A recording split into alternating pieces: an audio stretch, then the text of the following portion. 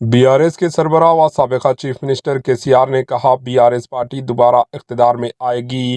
7 مہینوں کے آرام کے بعد BRS پارٹی دفتر تلنگانہ بھون میں پارٹی قائدین و کارکنوں کے ساتھ خطاب کرتے ہوئے ان کا کہنا تھا کہ ریاست تلنگانہ میں کانگریس پارٹی ناکام ہو چکی ہے۔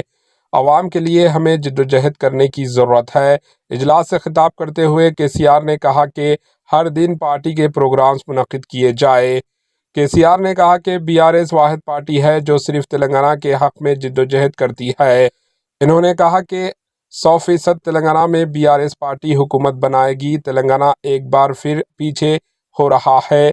ہم کو 25 سال کے تلنگانہ کے جذبے کے ساتھ تلنگانہ کو ترقی دینا ہے۔